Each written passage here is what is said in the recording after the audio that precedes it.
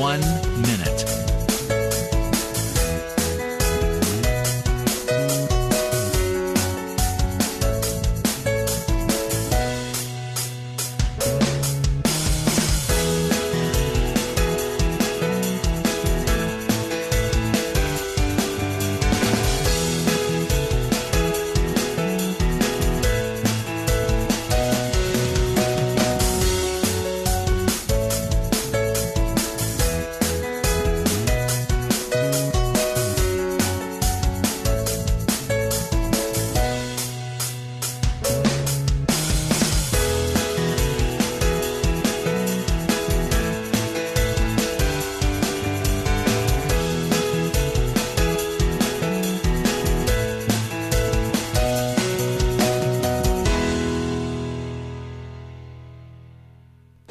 Welcome to Lynn Cullen Live at pghcitypaper.com. Email your questions and comments to Lynn at pghcitypaper.com.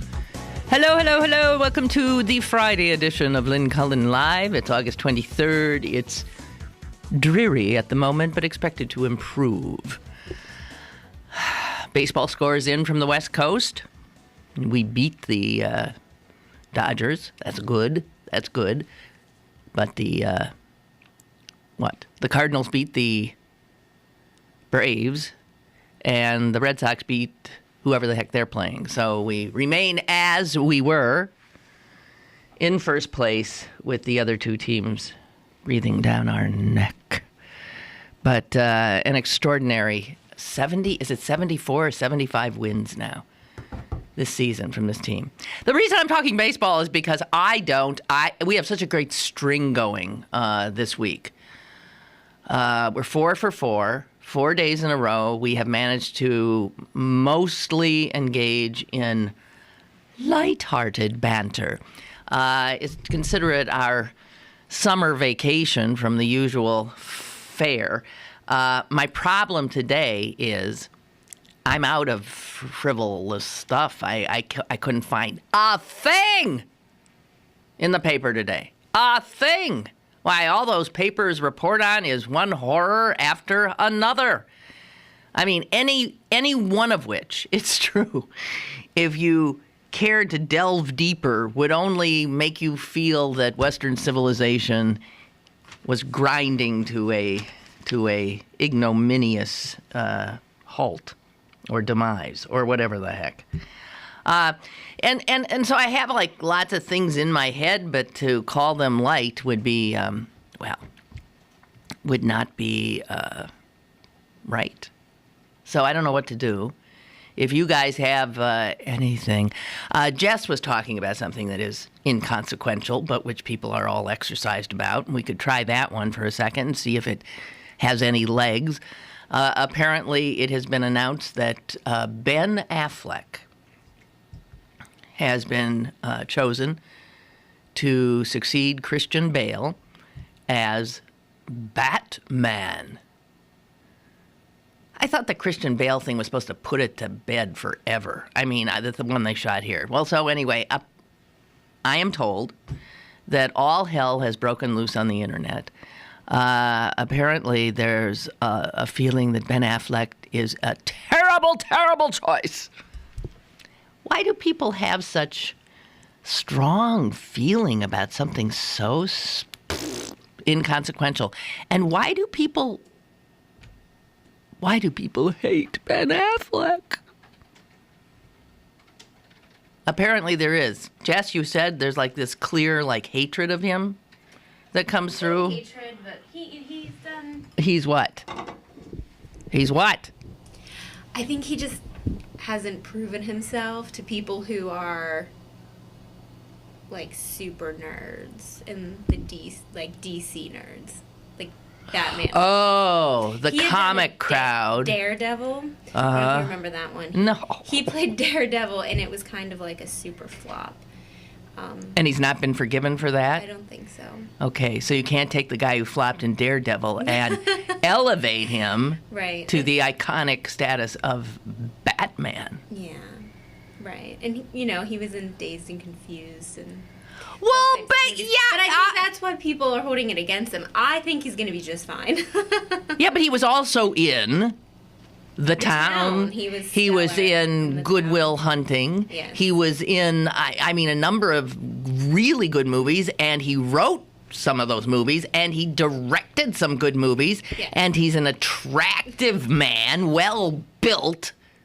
What the hell is wrong with everybody? It's weird how people, oh God. Well, maybe it makes more sense, and maybe it's more mentally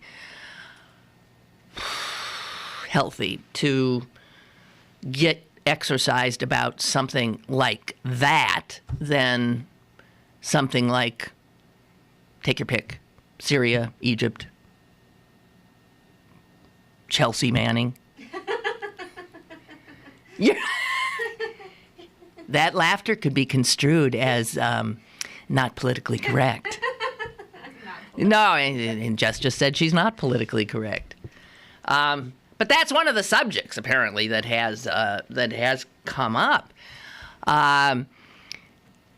Bradley Manning, excuse me. Well, he who previously known as Bradley Manning, who we have known as a male and have seen as a male, and who we've talked about as male, and for whom we've used masculine pronouns like he, has now let it be known quite clearly that for the rest of his life he wants to be addressed as and thought of as, and wants to live his life as a female, to be known as Chelsea Manning. And he specifically said, I want female pronouns used. I'm a she, not a he. Well, very few media outlets, since that request came out, have done what he has asked. Most, by far most, have continued while reporting the story to call him Bradley and to refer to him in the masculine form. And I feel for everybody in this instance. I really do. Chelsea has to understand that it really is difficult to turn on a dime like that. One day you're Brad, and the next day you're Chelsea. Maybe in your head this has been going on for years and years and years and years, but for the rest of us, it's a heck of a reversal. So I think eventually that most of these media outlets will come around, although we have seen reasons why they are saying they're sticking with the name on his birth certificate and the name and the gender on his birth certificate. So I mean, these are society will eventually come around in these kinds of things, but it requires some time. One of the ways that helps individuals come around, and consequently then society to come around to something jarring like this, to some new thing, is repetition of it. And that's one of the things that media do.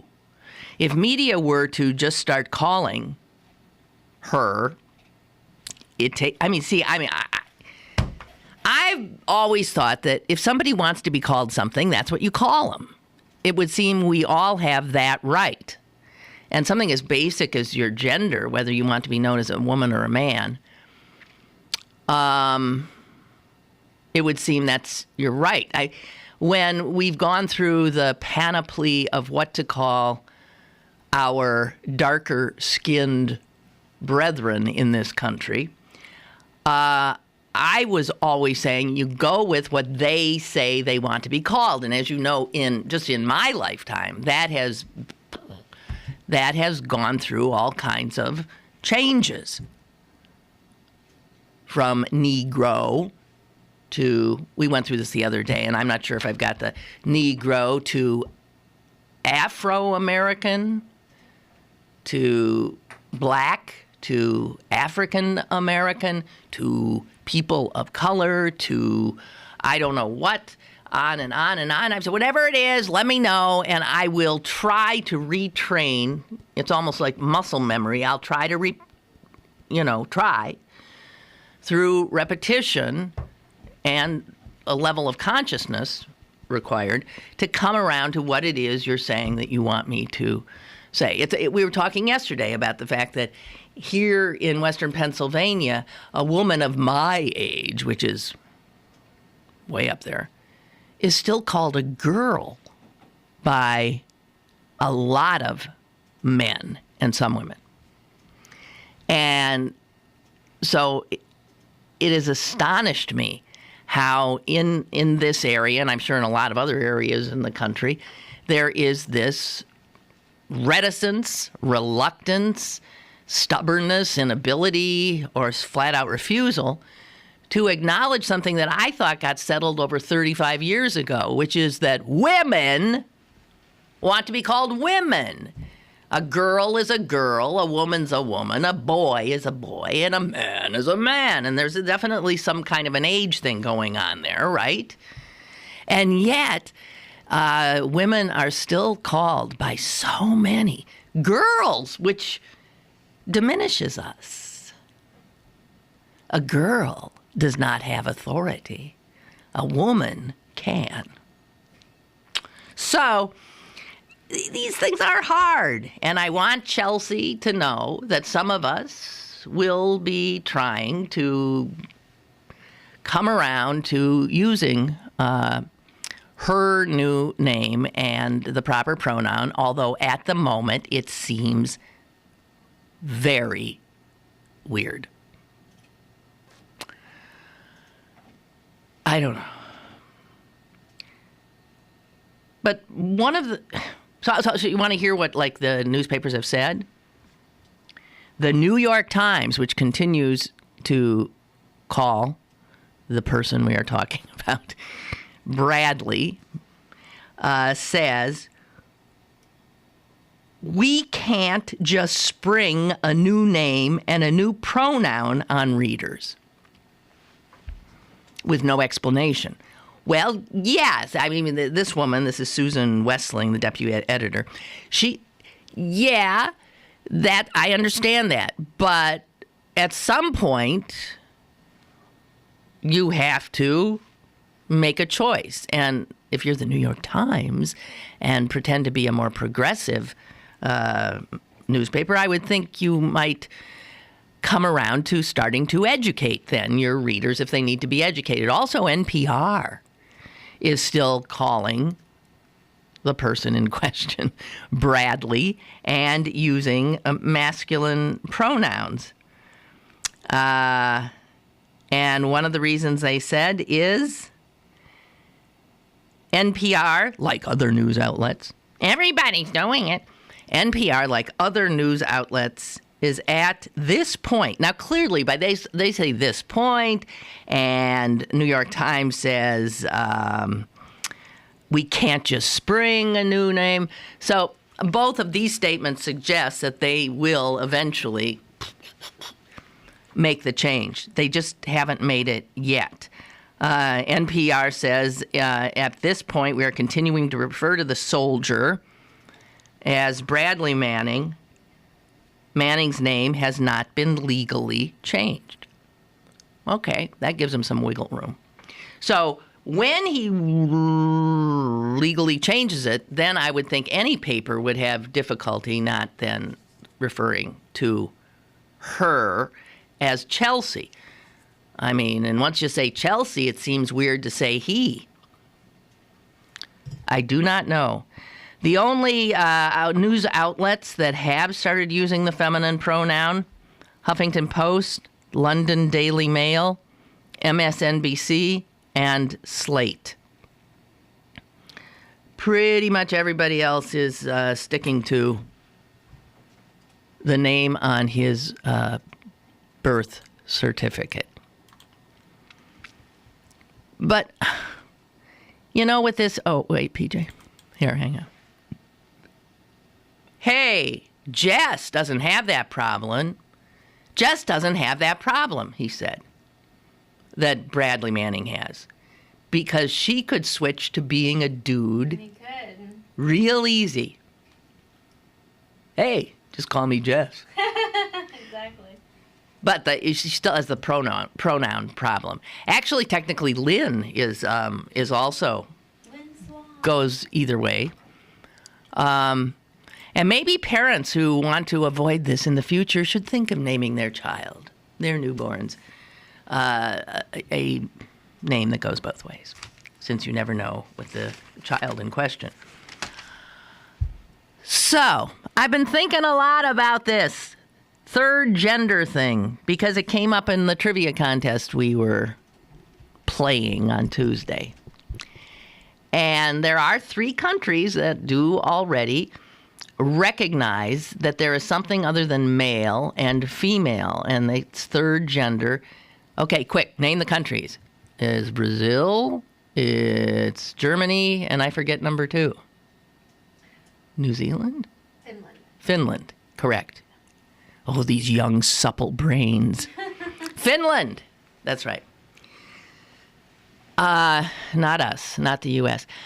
But I'm having such trouble explaining myself here because there's so many thoughts going all around in my head. And in my head, I have this wonderful thing I want to let you know about, an observation. And it comes because friends of mine are going to Washington, D.C. today to march in this anniversary march commemorating the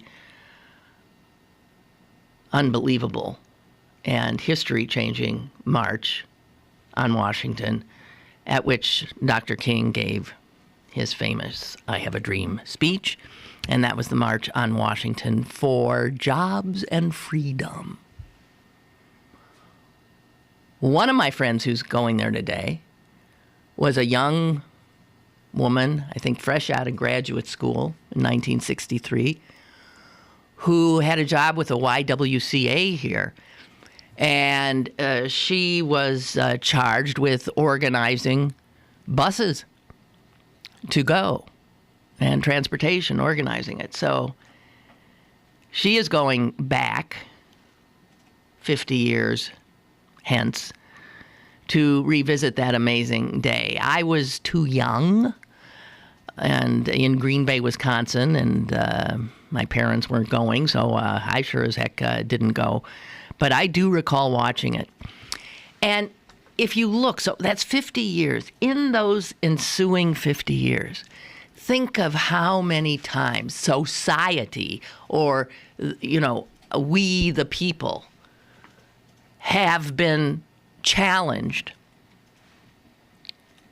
to think anew, have been challenged to let go of things we thought were true and to instead put an entirely different idea in our heads.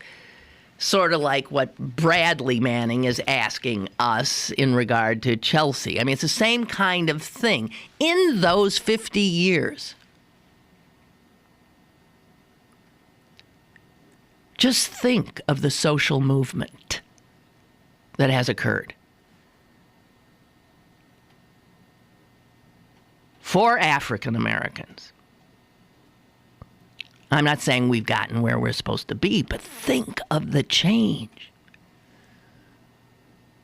I was listening to MSNBC this morning, and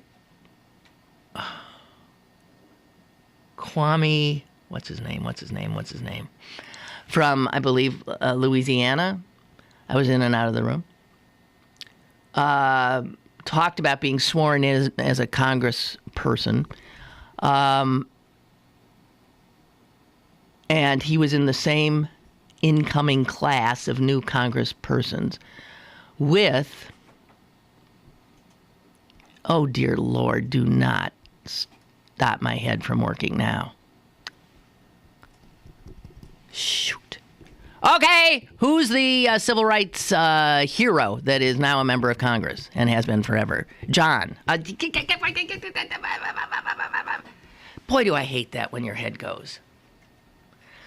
Lewis. Jesus. John Lewis. And he said before they were sworn in, he saw Lewis sitting in a chair weeping. And he asked him what was wrong, and he said he couldn't believe that here he was back in Washington, but about to be sworn in as a member of Congress. So he was overwhelmed, in part, by what change had occurred in a relatively short period of time for him personally, but also on a much, much greater scale.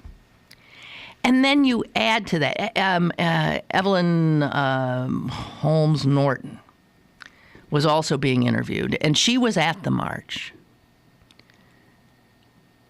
And she was asked something about the fact that there were so few women that were up on that podium. And it's true. And no woman spoke. There were tons of speakers. No woman spoke. And that sent me reeling back in time, too. Because these social movements, there were priorities. And the priority in 1963 sure as heck wasn't women. It was African Americans. But women came soon thereafter, right? I remember the anti-war movement and its structure and little meetings that I attended. I don't recall ever a woman being in a position of leadership. And as a matter of fact, I distinctly recall us girls being clearly relegated to essentially secretarial positions and secretarial and sexual. So the anti-war movement was just outrageously unequal in terms of gender. We hadn't come that far yet. And most women in it wouldn't have even noticed that particularly. It's just what always was. So we come from there.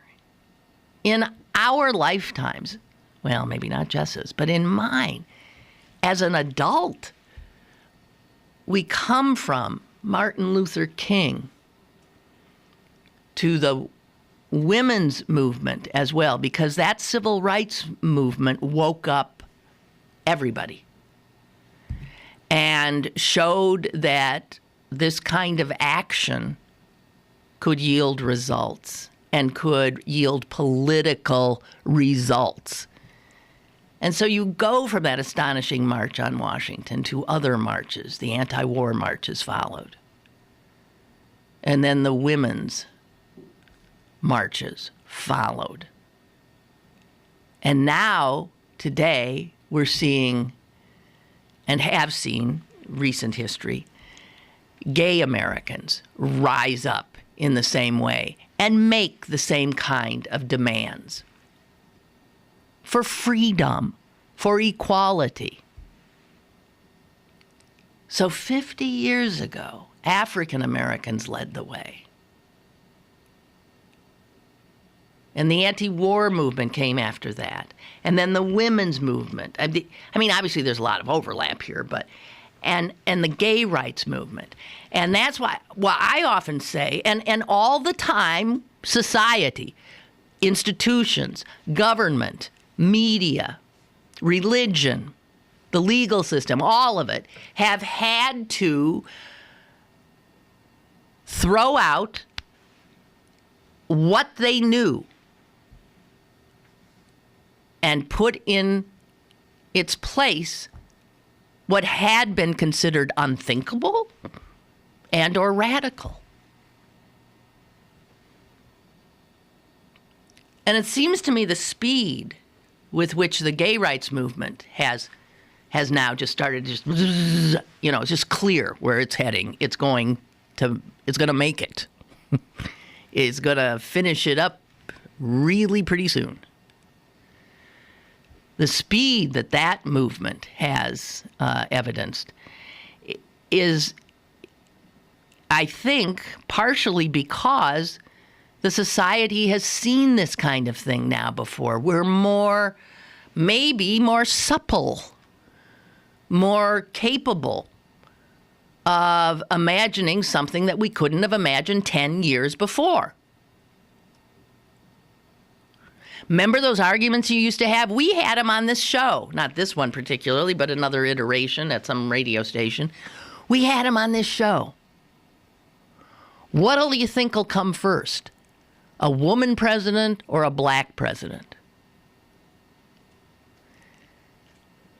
I can't remember what I thought, but I think I might have thought woman.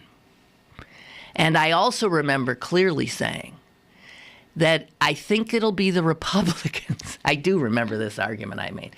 That it's the Republicans it'll be a Republican woman president. Because I thought it's not unlike Nixon could go to China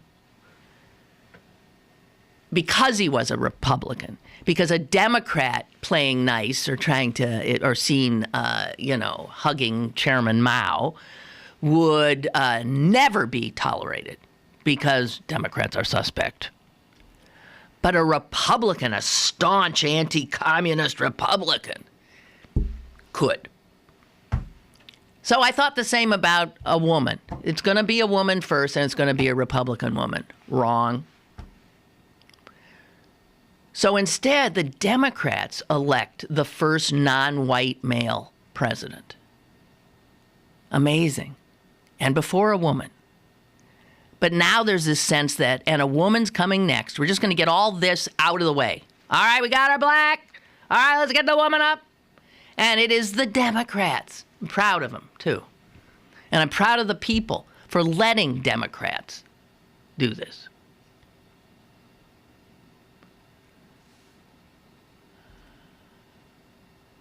But it's a lot. It's a lot that we've done. It is.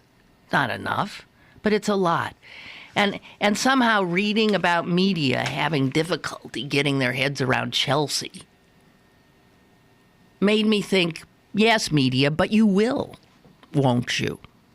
You will. And so will most of us.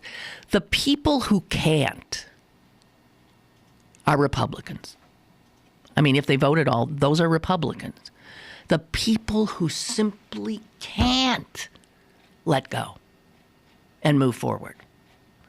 They're still having trouble with civil rights. We have a Republican Supreme Court that just told us we were in a post-racial America and don't need the Voting Rights Act, the most important part of the Voting Rights Act anymore, threw it out. Those are people who never liked the change in the first place and now are very quick to say, see, okay, it's all done. We did it. Okay, did it. No reason for any of that anymore. And the pushback against women's freedom is seen also in Republicans with their, magical vaginas and stuff like that. This sense that women, uppity women who escaped out into the real world have got to be pulled back. Gays, same thing. So for people who can't make that change, there is a party that will make you feel welcome. And it is the Republican Party. And it's why people are writing obituaries about the Republican Party. But I think to look at this march that's going to happen tomorrow, which will, it's just going to be a few people compared to what was there 50 years ago. And to look at Bradley Manning, Chelsea Manning, and to look at the gay issues, gay marriage issues, I think in some respects we can say to ourselves, we've done pretty damn well. 50 years in human history time, I'm not clicking very well today, it's like that. It's just a... And I know we have so much farther to go. And we always do have that drag on progress. The people who are pulling back with their heels dug in the ground, pulling the opposite way. They're still here. They're old. They're white. They're Republicans. And they're just scared and always have been scared of change. The good news? Ha! They're dying! Figuratively and literally. And I'm taking a break. Email your questions and comments to Lynn at pghcitypaper.com or call Lynn at 412-316-3381. Lynn Cullen Live will return in a moment. Allen Events, producer of the country's most popular high-end festivals, returns to Walnut Street between South Aiken Avenue and South Negley Avenue in Shadyside. The 16th annual Shadyside, the art festival on Walnut Street, will be held August 24th and 25th, transforming this popular downtown shopping district of Pittsburgh into an outdoor art gallery with an eclectic mix of the country's top established artists as well as new and emerging talent. Admission is free and open to the public. Showtimes for the Shadyside, the art festival on Walnut Street, are Saturday 10 a.m. to 7 p.m. and Sunday 10 a.m. to 5 p.m. For more information, go to artfestival.com. This week's Pittsburgh City Paper is available now. Pick up one today for the annual Steeler issue. Plus, City Paper's special auto guide pullout with all the hot dealers to buy your next car from. Pittsburgh City Paper, available at over 1,700 locations throughout Western Pennsylvania and on the web at pghcitypaper.com and on your smartphone with GPS-enabled listings at citypapermobile.com. Les Ludwig, your independent, self-financed, clean candidate for mayor of Pittsburgh. You've heard the saying, same old. If we don't change what we're doing, we can only expect the same results. Let's look at what the Democratic Party leadership of your lifetime is asking you to do on Election Day. They want you to forget that they and Ravenstall have not lived up to minority contracts and the jobs involved in it. If government promises work and jobs and wants to leave it for the next candidate, will it ever get done? How can we trust Peduto and especially the leadership when they continue to act this way? Are they hiding something worse than Harper's misdeeds? Vote November 5th and remember, same old. Embrace change and work willingly with it. Think outside the party's box. Make Les Ludwig your mayor and join his march to clean government and keeping promises. You're listening to Lynn Cullen Live at pghcitypaper.com. Once again, here's Lynn Cullen. I'm sure many of you know that most people listen to this program on later. They don't listen in real time. Those of you who are listening in real time are the only ones who can contribute to the show through, actually that's not true. Contribute to this show in real time. But I get a lot of emails that are a day late or a week late because some people are listening a day after to the podcast and they never quite catch up. So, and that's why I'm saying this to preface this next email from David D'Angelo, Two Political Junkies. He has been a guest on the show. And he's a day behind. And he said, I heard you sing your high school alma mater on the air. I recognize the song from an orchestral excerpt I'd played more than a few times on my trumpet. It's from the 1812 Overture by Tchaikovsky. Yeah, caller? Hello? Hey, Lynn. Yeah. George from Moon. George from Moon. I got about 3 things here I got to get off my chest. Oh, boy. Okay, I'll get this. I'll take notes. Go ahead. Okay, first of all, alma mater now and ever shall we raise our song to thee. Every son and every daughter pledging love and loyalty. Hey! See? You know what I was just about to say, and now I can't? That after I suggested, come on, guys, anybody who remembers their alma mater song, come on and sing it, and I was going to say, and no one did. Yes, and I was going to call you yesterday, and I didn't. Well, thank you. George, what high school is it? Put up with him. What high school is that? South Hills High School, Pittsburgh, PA.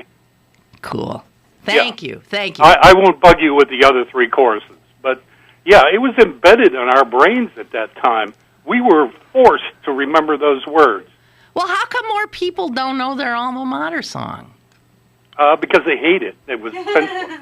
Well, they're all awful. That's not as bad as mine. They need to be revised, and updated at least, or gotten rid of. So, so alma maters today, if there is such a thing still, should be like hip-hop. Yeah, right. Right. Expressive of the current generation. Exactly, anyway. right. Yeah. Oh, can you imagine a hip-hop? Oh, God. Now, that would be fun. Okay. Is that... Second item. Mm-hmm. Bradley Manning. Okay, here's my suggestion on those in journalism, and I see you're struggling too, with calling Manning, identifying him. Why don't you call him Private Manning? But, okay, fine. That gets rid of the one problem, but it doesn't get rid of the, in ensuing sentences, do I ever go to a pronoun, or do I consistently say Private Manning, Private Manning, Private Manning? What's wrong with he/she? Or here's the thing that confuses me. I'm sure you're a supporter of, as I am, LGBT. Okay, and the T is transgender. That's correct. Yes. Okay. Although I don't know, some people would say no. It's trans. Is transgender the same as transsexual? I guess it is trans. Yeah, of course. It means you're transitioning from one to the other, whether physical or psychological. Okay. I don't see what the problem is. He is. But you where are the folks out there to help us with this? Like suggesting things like the U.S. military. He's called. I'm saying he right now because I'm going by his physical. But that's what the media are. They're saying as long as looks like a walks like a duck, talks like a duck. We're going to call him a duck. Right. But I would say if you're going to write it down or put it in some documentation or whatever, come up with a new way. But I would call him, her, Private Manning, and I think that would take care of a good part of it. Yeah, but you're dodging the issue. No. That's what the military calls. Okay, and in fact, you're saying, and everybody's saying he's presenting himself as a man, so we'll call him a man. No, he's not. The uniform he wears is unisexual, is it not? Pretty much so, yeah. There are differences in the makeup of it, but he's not going to be wearing the uniform anymore. Yeah, but the prison outfit he'll have is unisexual, too. Yes, right. So that's no problem either.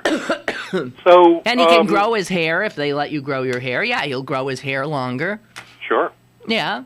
Sure, so he'll be making the transition. I'm just surprised that journalism is having such a tough time with it. I mean, it just... and I got a little nit to pick with you on that, too.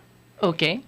And I know where you stand on Snowden and Manning, but you did... you called him something else. Which one? Private Manning, I should say. I called him, her, something else. Yeah. You said that he was a pipsqueak. I did. Yes. And I that kind of ate in my craw a little bit. I thought, why is she calling him a pipsqueak? I sensed right away that he was either a homosexual or he was troubled. He's a troubled, idealistic young person, as you have in the military and everything. But now this has just been verified with the transsexual identity problem he has. And I just thought that people were calling him treasonous, a pipsqueak, and other things like that, and they didn't sense that this guy had some personal issues with this. I mean, right in the news right now, we've had this guy, it's on trial in Washington State, for killing 13 Afghan civilians on a night excursion. He went out, and he's apologizing. Right. There are a bunch of young people in the military who can't handle war situations and can't handle the stress and things that are going on, and matching their ideals and their point of view with what they experience when they go in the military. Mm-hmm. And I'm a Vietnam veteran, and I have a feeling about that. I saw those people, and I've seen them since. And those are two extremes, this guy who kills and this one who turns out information because he's troubled about the action of our government. So I don't see him as treasonous, but I'll forgive you on calling him a pipsqueak. Okay, well, I mean, I think I was being, You were upset with what you thought his actions were. Maybe, yeah. Right now, if you were to ask me, since he's come out with this, I have to admit, I feel a great deal of sympathy for him. He's a troubled guy, and he got into something over all his I head. can think of is poor kid. I mean, he hasn't had many breaks in his life, and now he's going to spend most of his life in prison. Yeah, I feel sorry for him, but I must say I feel more comfortable saying him just because that's how I've known him, as long as I've known him. But I'll definitely come around on the other, I would just say, why doesn't the media get with it and call him her Private Manning? Okay. Or go to the transgender community and say, hey, what do you guys want to be called? Well, what do you want to be called while we're all making this transition? Well, do you think the transgender community will come up with a one name? Because they can't agree. That's why. Why can't they? Why shouldn't they? Well, because we keep getting more letters. You know that. LBGT. Remember that? There's 4 more letters. Yes. But now it's been dropped in. What else is there? There's a Q. There's an I. There's I don't know. There's a million other things. Right. It gets to be extreme in the extreme. And it becomes very easy then for a weary group of heterosexuals to keep on going with just saying, okay, that's what you want. All right. But, this alphabet soup that's getting thrown at us, it makes it harder even for well-intentioned heterosexuals. And what we're doing is we're heading down into more extreme minorities, as far as numbers are concerned. Well, but I'm saying it's not important. No. But if we keep that up, because I have said, and I'm hardly alone, that my own mother says this, that there are billions of genders in this world, because every individual has their own mix of male, female, and everything else. Right. And so it could, if we want to keep splitting, we'll end up with, literally, everyone has their own gender. Yeah, but there are bunches of transgenders. So I would go back to that community and say, we need some help here, folks, especially journalists. What the hell is journalism doing if they can't help with this situation when they write about it or talk about it every day? Now, remember back with the women's movement, what did they do? They had It took them a long time. It took a long time. And here's what the journalism goes by style books, as I'm sure you know. There's an AP style book, and like the New York Times has its own specific style book. But AP style book says this, and this is what people are hiding behind.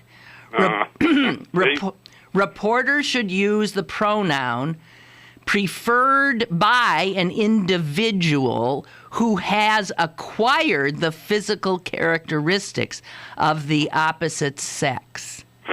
Well, see, there you go.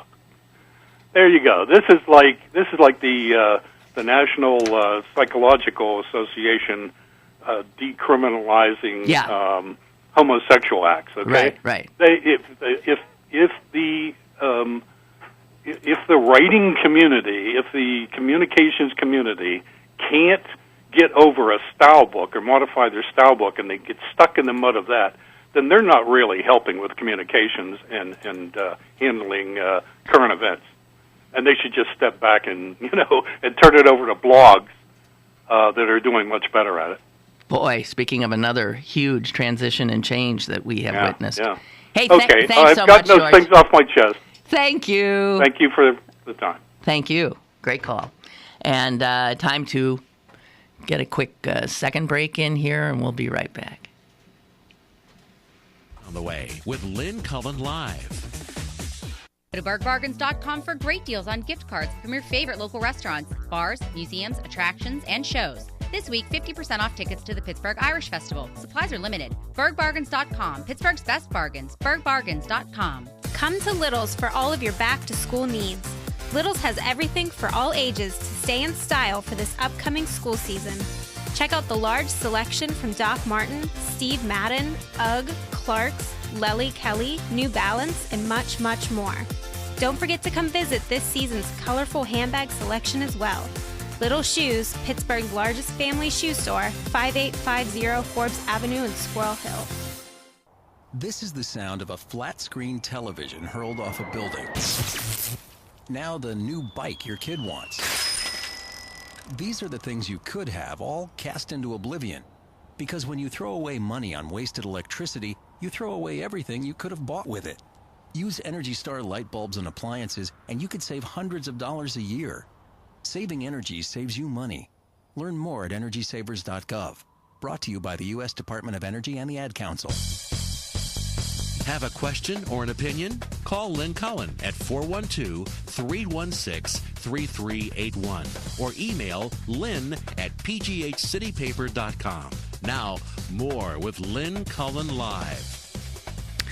Okay, back to, back to you. This is from Gigi. In my opinion, if Private Manning, see, she took you up on it, George. If Private Manning wishes to live life as a woman, the appropriate name and pronoun should be used.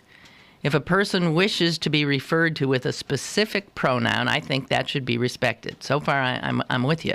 You may recall that my husband and I have a friend who is retired from the military who used to live life as a man and now lives life as a woman. Your reference to the LGBT community's difficulty in coming up with an appropriate name which encompasses the entire community is a reflection of how gender and sexuality exist on a spectrum. Right. I think that makes many people exceedingly uncomfortable and, yes, makes it more of a challenge for those trying to be respectful in referring to people. Oh, this is so well written, Gigi. This is exactly my thoughts. So well put out there. Thank you. Thank you very much.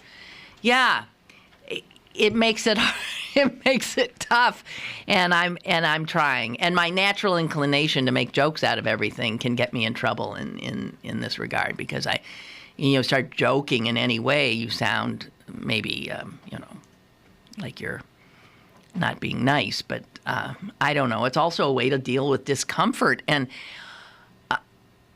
caller? Hello? Hello. How you doing today? I'm doing fine, thank you. I want to change course on you real quick here. Okay. If you don't mind. No, go ahead. But how come Obama and any president's in there, how come they don't do anything about cost of living, the inflation, the controlling the cost of like hospitals, utilities, whatever it may be? Because they sure try to push through the minimum wage, but that's not going anywhere. But when he first went with this Obamacare, this medical thing, he should have controlled the price of the hospital. That's where the money's spent.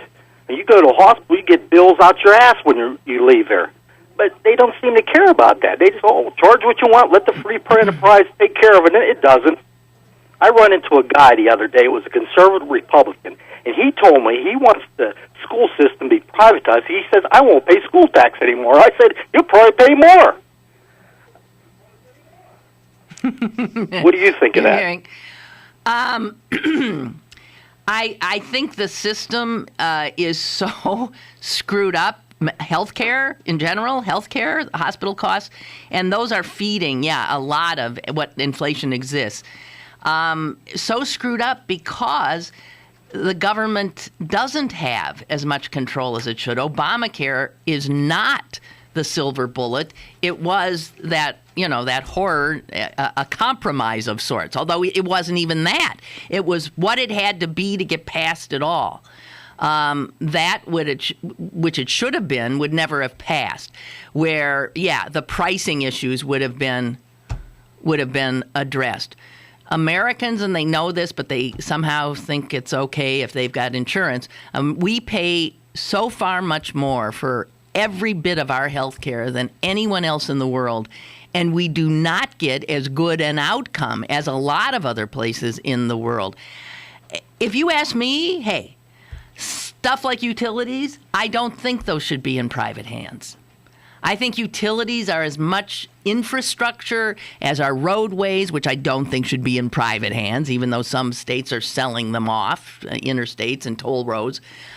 There are certain things that definitely should be heavily regulated. Exactly. Healthcare is one of them. Yes. But we don't live in that country. We live in a country in which the marketplace is worshipped, and it's such a false god. It is such a false god. A marketplace only works with a great deal of regulation, and Republicans won't let us do it. Exactly. And actually, a lot of Democrats won't either. You're right. They're in the pocket of them. Okay. Okay, we'll see you. Thank you. Bye. I don't know.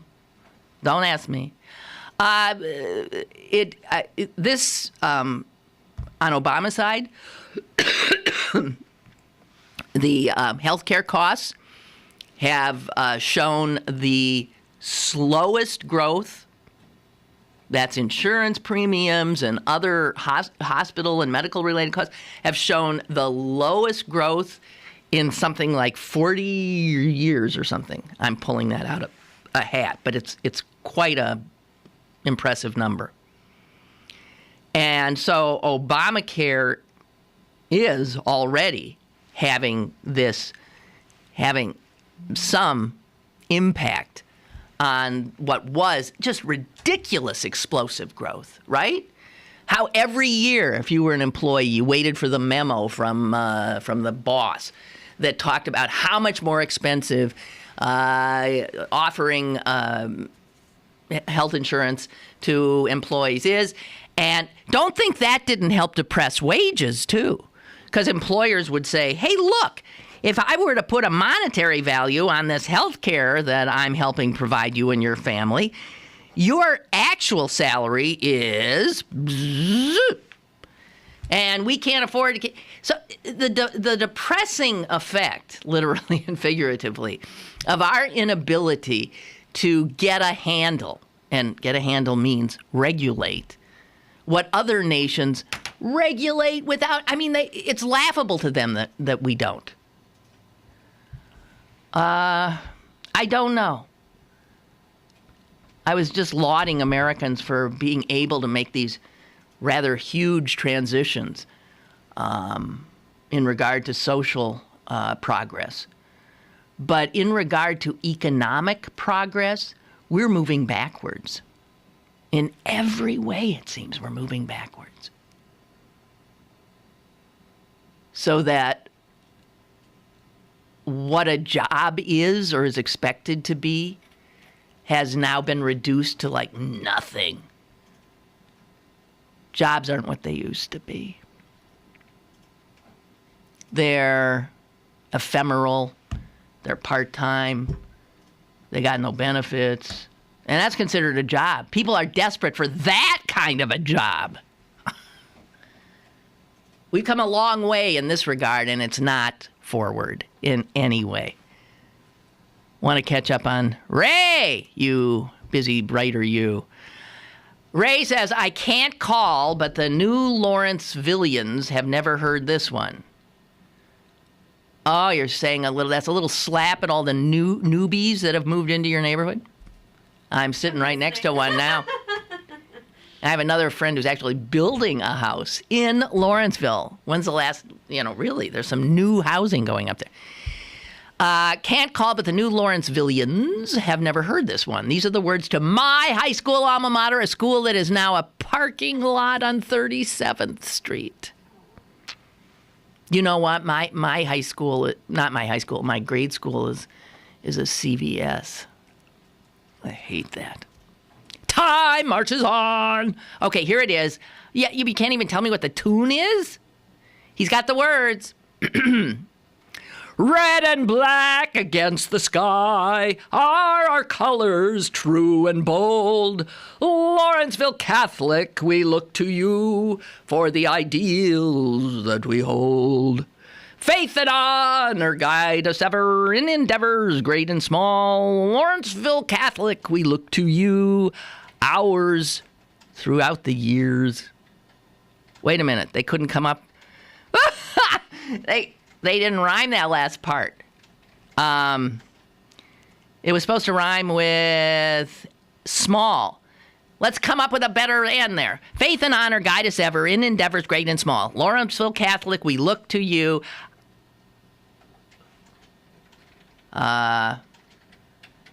We'll never forget these hallowed halls. Something like that. But Ray, thank you. Well done. And a moment's pause in memory of Lawrenceville Catholic. Okay. Isn't that funny, when they do that, and now we will pause for a moment to remember whatever, something. And it's in a lot, and everybody shuts up. And someone, the person on stage has to break the silence, right? And you wonder what's really going on in their heads. Are they really, how many people are actually thinking about what they're supposed to think? And how many people are thinking, all right, okay, not enough. That's enough. All right, that's enough. Come on. That's enough. Or sometimes the person on stage, it's a little too fast. I remember I've taken offense sometimes. I'll say, and a moment of silence for blah, blah, blah, blah. Okay, and now, and it's just it's like 4 seconds or something. And I'm thinking, that's not long enough. It's a very difficult, very thin line that some poor soul who's in charge has to navigate in one of those situations. And maybe that's a little bit of empathy that maybe has escaped you. You hadn't thought of that if you've never been in that position. I have been in that position. I once did an experiment. Do you know how long, if they say, and now we'll have a minute of silence, do you know how long a minute is? And this is where time is so fungible. Time, a minute can be a lifetime, and a minute can be so short that you could, because it's all about context. Here, I won't do it because we don't have time to do it, but let us have a moment of silence for 30 seconds. Who's got a thing? I don't have a clock. Yeah, I do. 30 seconds. Here we go. Starting now.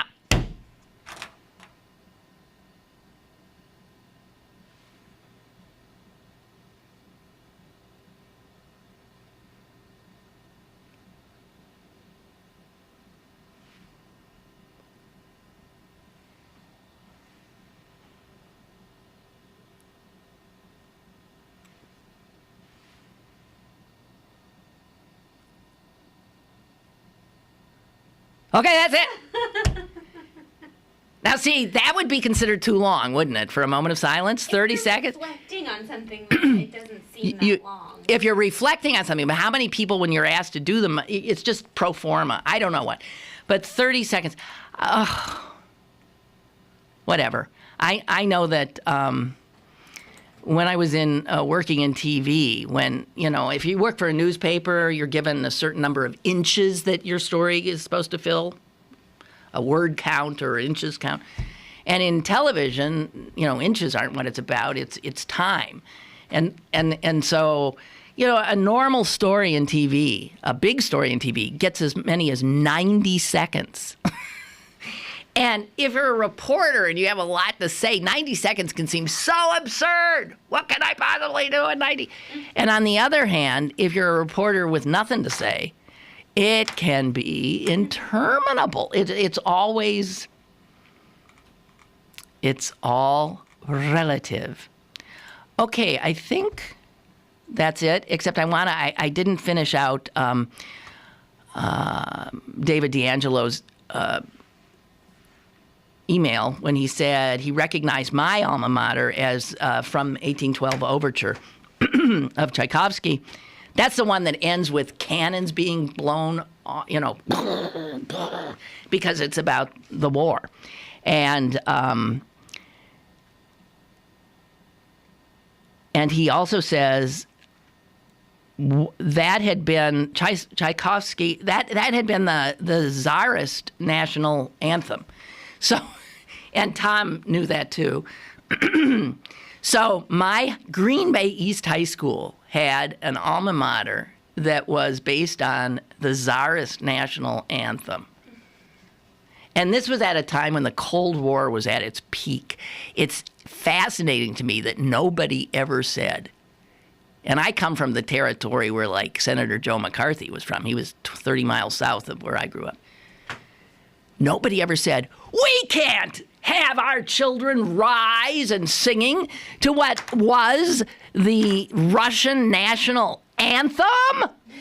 Nobody ever said it. And so, to this day, I shall always remember, with great affection, the Tsarist national anthem. I was about to sing us out, as they say in the biz, but then, being somebody who tries to be a good soul, I decided to spare you. So there you go. Hey, thank you very much. I must say this week was a delight for me. A lot of back and forth with you guys, and a lot less ranty and ravey. I'm going to try to stay here. It's good for all of our health. Have a wonderful, have a wonderful weekend. Toodaloo.